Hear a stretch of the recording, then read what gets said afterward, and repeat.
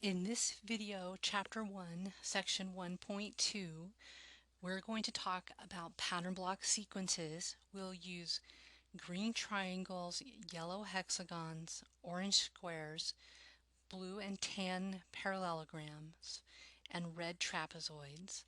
In the first question, we have a sequence of figures made with red trapezoids and tan parallelograms, and your first task is to sketch the fifth figure.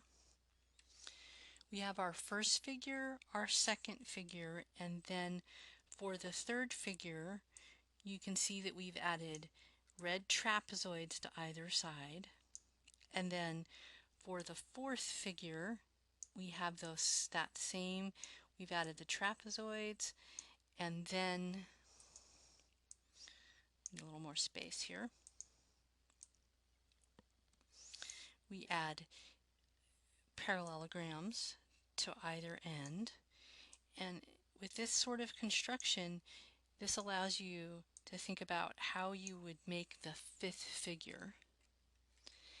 In the next part, we want to know how many trapezoids and parallelograms there are in the 10th figure. A chart is very helpful. You have the figure number and the number of trapezoids and the number of parallelograms. You can just fill that out right to number 10. This really helps you see the pattern and think about the number of each block.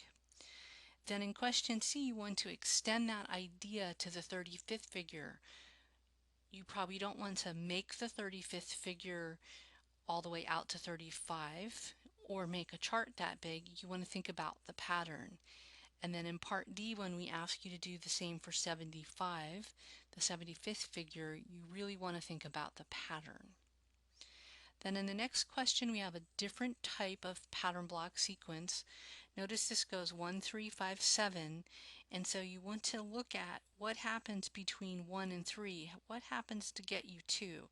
What happens between 3 and 5?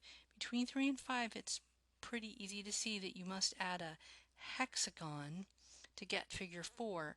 Then in figure 5, after the hexagon is a triangle. This helps you see what goes on here with figure 2.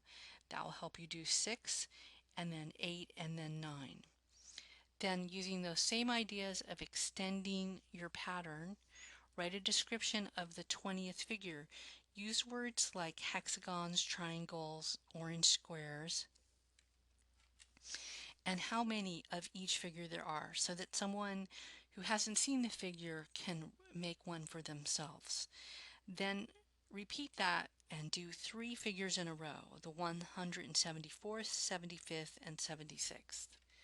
Then for the third question, we have yet another sequence of blue parallelograms and green triangles.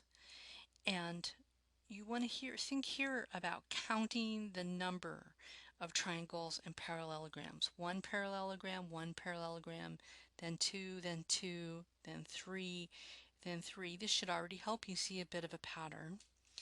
How many triangles and parallelograms are in the 20th figure, the 45th?